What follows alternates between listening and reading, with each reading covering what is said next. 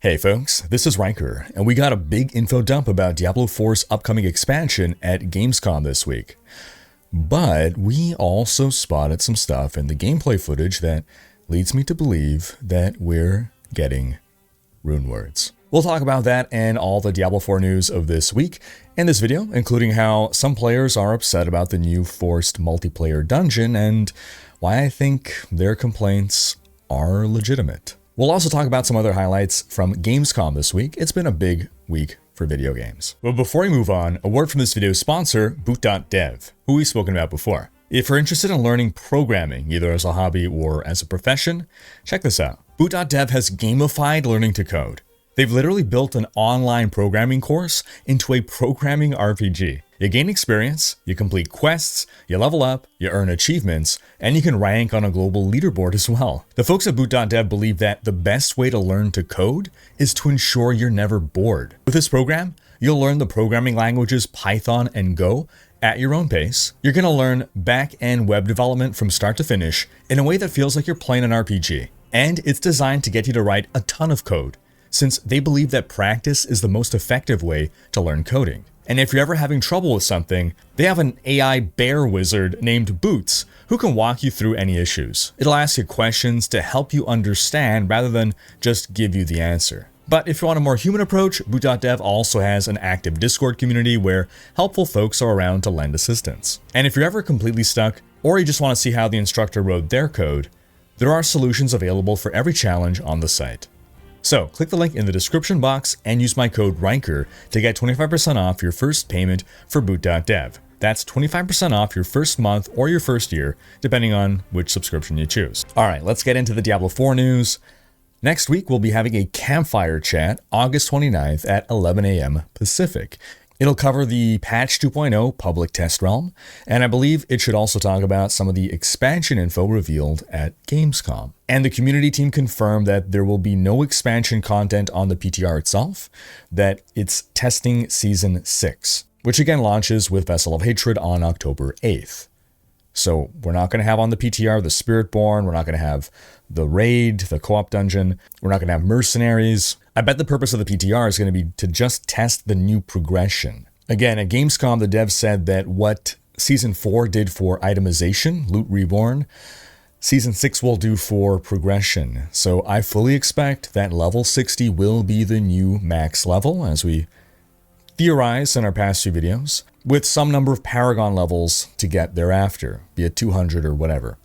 And so I think we're going to be testing this new Paragon system and the item scaling and enemy scaling and just general number squish that we expect to happen with a level cap of 60. Now, in case you haven't seen it, we have a full video going over all the details that were revealed at Gamescom about the expansion.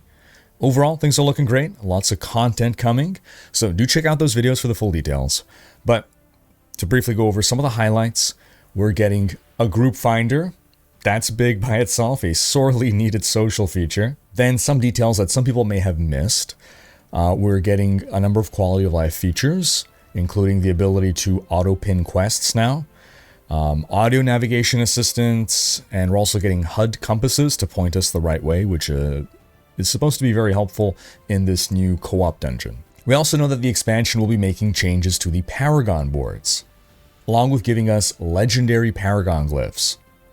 So we know glyph sockets are not going away, but if I had to guess, I'm going to predict that we're going to see a significant reduction in the number of little, insignificant Paragon nodes that we have on the Paragon boards. But I expect we're going to find out next week at the campfire chat what exactly is going on with the updated Paragon and progression. We can also expect every class to get new skills, though I imagine it's only going to be a couple at most.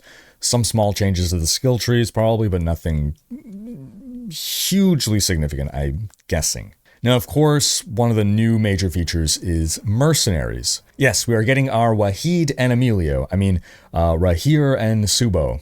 And mercenaries as a feature seem mostly intended for solo players. You can only bring a mercenary with you if you are by yourself or if you are the party leader, apparently, which is kind of weird.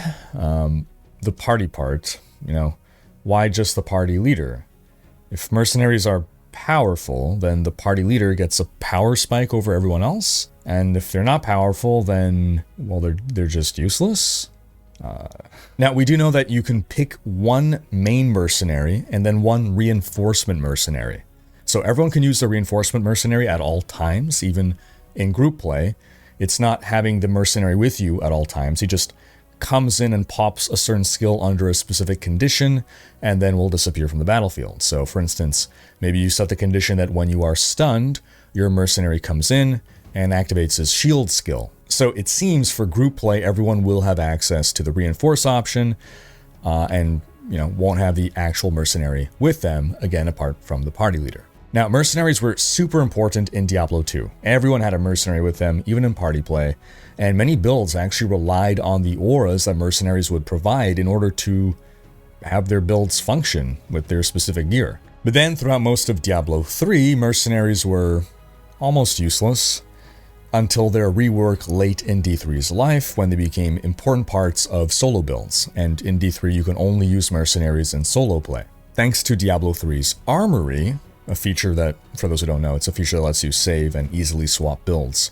Basically, just with the click of a button, you can swap from your solo build to your group build. So that means, again, when you're solo, you have your mercenary worked into your build. In Diablo 3, mercenaries basically became glorified extra inventory slots. You can stack extra items there with their special aspects, special legendary powers. So when you have your mercenary with you, your build's going to be something, and when you don't, you might need to make some changes to your build, but that's very easy in Diablo 3 because you just press a button and you swap it. Now, until we get such a feature in Diablo 4, then we're going to face an issue with mercenaries. Either they're useless or they're useful. And if they're useful, then you're going to want to factor them into your build.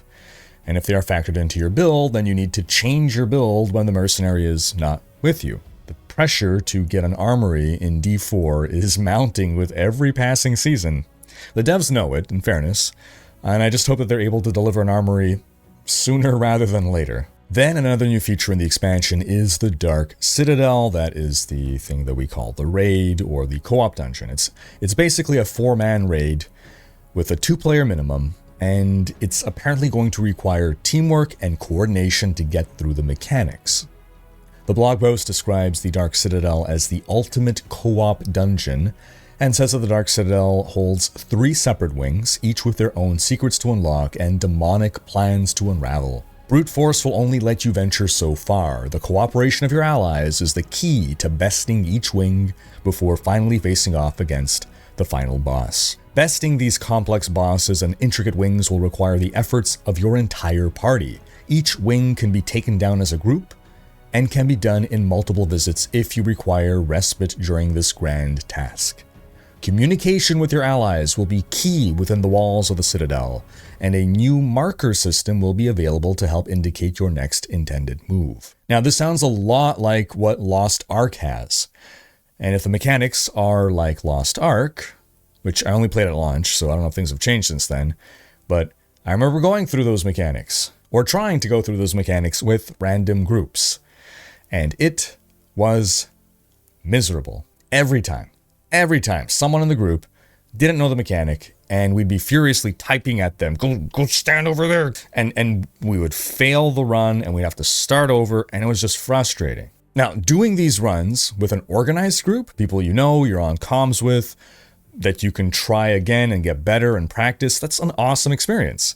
Doing it with random people that you're being grouped with, good lord. Either the mechanics are going to be so easy that they effectively don't matter, or I guarantee we're going to see a bunch of complaints about the quality of random group play. Now, theoretically, the group finder feature can be advanced enough to filter people based on experience, maybe item level, all sorts of progression, right? There's ways you can implement filters to ensure you're being matched with people who have done this dungeon before, understand it, and maybe we're going to get a robust enough group finder to ensure that we're all going to have good experiences.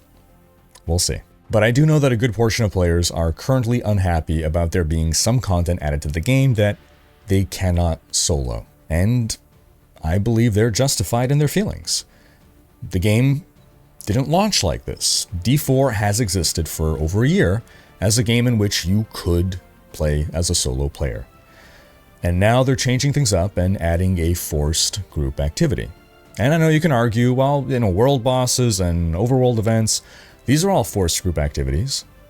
But that's not quite true. I've had instances where I've arrived at a world boss all by myself, and it is soloable. You could do it by yourself.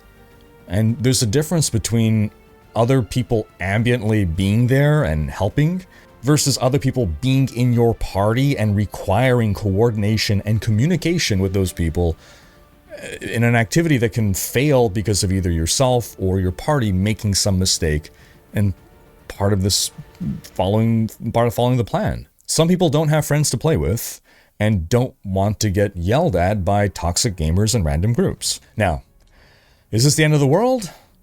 No. I actually think it's okay for there to be activities in the game that not everyone wants to engage with. As long as everyone has multiple activities that they enjoy engaging with and they're not forced to engage in activities that they don't like. For instance, PvP, right? Did you guys forget PvP was in the game? Because it is, and most people don't care for it, don't engage with it, and that's okay. It's not ruining the game for us because it exists. Its existence is fine. For some small percentage of the player base, the PvP is a fun addition to the game, and it's good for them that it's there, and it doesn't harm the rest of us in any way. So I think it's okay to add something to the game that will be a fun addition for people who like group play. That said, if we all feel forced to engage with the Dark Citadel, then that changes things. And from the sound of it, that's going to be the case. Because the devs announced a scroll of retempering, which lets you reset completely the temper attempts on one item, which can only be done one time. Once an item has had a scroll of retempering applied to it, that's it.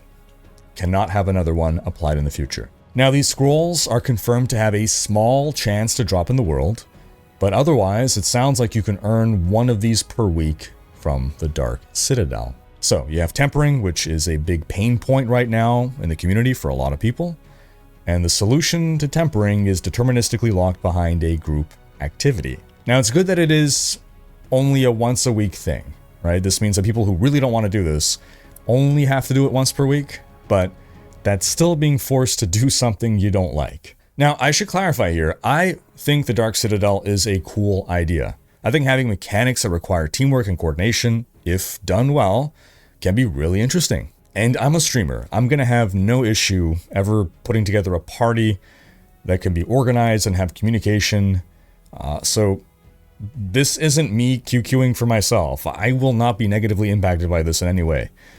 I'm just giving a voice to the people that I know are unhappy about this, and I'm acknowledging that they are justified in their feelings. Now, speaking of that scroll of retempering, I've been talking about bricking a lot lately. The scroll of retempering is a great addition. I'm happy to have it.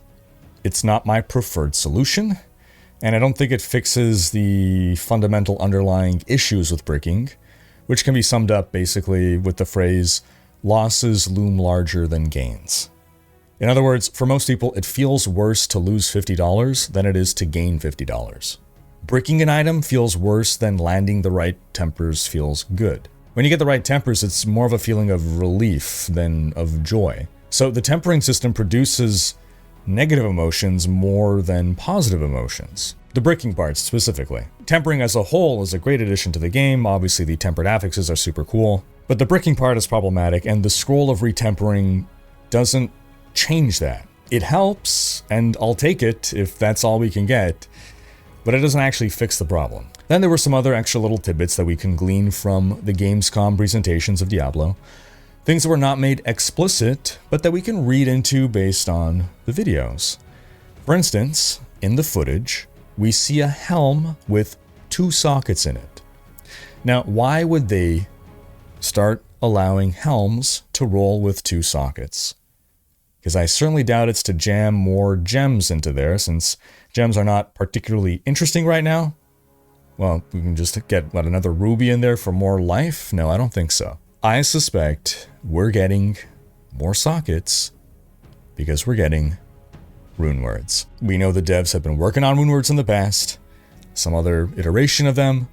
We know that they have interest in bringing them back. We know that there's a big desire and a lot of love for the concept of rune words within the Diablo community, and I think they're gearing up to give us rune words. Then another thing that we can see in the footage, in the party finder, we see a difficulty of Torment 1 listed. Now, that's not something in the game currently, right? We have 4 world tiers, with Torment being the highest world tier. That's world tier 4. Now we're seeing Torment 1. That's very reminiscent of Diablo 3. This altogether is hinting at a rework to difficulty levels, and actually goes hand in hand with what the devs are talking about allowing us to play on whatever challenge rating or level that we want and do whatever content in whatever way we want, basically play our way, right? And it does sound like we're heading towards the Diablo 3 style, we have 20 different difficulties and people only play on 2 of them kind of thing. And I'm not sure how I feel about this, but it's too soon to judge, so let's see what they're cooking. Ultimately, at the end of the day, it looks like the expansion will be adding a lot of content to Diablo 4. The game has transformed significantly since its launch.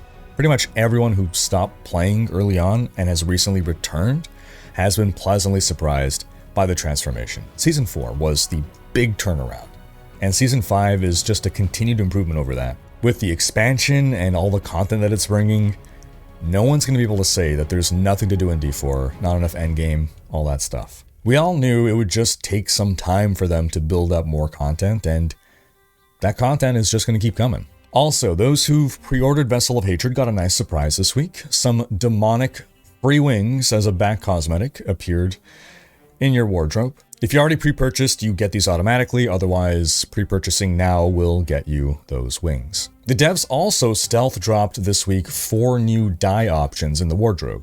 I was surprised. I really thought they were going to monetize new dyes. I fully expected. We had a limited number of dyes. I'm like, it's just so that they can sell us dyes in the future, but hey, just a bunch of free dyes now, which I'm grateful for. But these new options, we got bone, we got fireglass, sunset, coral. Can we just please get like a black dye? Just a simple black dye, or at least an explanation as to why we can't have a black dye? We're Diablo players, we're edgelords, we want a black dye. Oh, quick update on Infernal Hordes. After this week's patch with the buff to elites, it looks like elites are now the new meta for farming ether. We also got this week the launch of the Mother's Blessing XP and Gold Boost event, which is being extended an extra day due to the delay in its launch. And we'll be getting the March of the Goblins event beginning on August 27th and running until September 3rd. And with all this going on, I actually don't believe we're getting any other holiday event or Warcraft event this season in Season 5. March of the Goblins, if you don't know, means more goblins, more greed shrines, and also a big goblin pack will emerge after defeating the world boss Avarice. Which maybe I'll actually do the world bosses now, because I stopped doing them because they're just not worth the time, but hey, if it means I get to see a goblin pack, I'll do it for the lulz. It'll be really cool if and when Diablo 4 adds different goblin types like Diablo 3 had. That was a really cool addition to Diablo 3. Oh, also, Diablo 4 is currently on sale for 40% off, and it's free to play until August 27th for those who want to try it out before buying. Alright, on to other news of the week. Black Myth Wukong released, and it has been breaking records. It reached a peak of just over 2.4 million concurrent players, which is absolutely incredible for a single-player game. Cyberpunk was a previous record holder for a single-player game, with about 1 million concurrents, and Wukong has even beat the multiplayer hit Palworld, which peaked at 2.1 million earlier this year. The only game now on Steam that Wukong has not beat is PUBG, which peaked at 3.3 million. Black Myth Wukong is an action role-playing game inspired by the classical Chinese novel Journey to the West, which is immensely popular in Chinese culture, and the game is basically the first big AAA single-player title to be made by a Chinese company. Estimates based on the language of Steam reviews suggest that around 90% of players are from China, but that nonetheless leaves a significant number of people from elsewhere. On Steam, the game has overwhelmingly positive reviews, 96% positive. But this doesn't align with the reviews of game critics, where on OpenCritic we see that the average critic score is an 80 out of 100,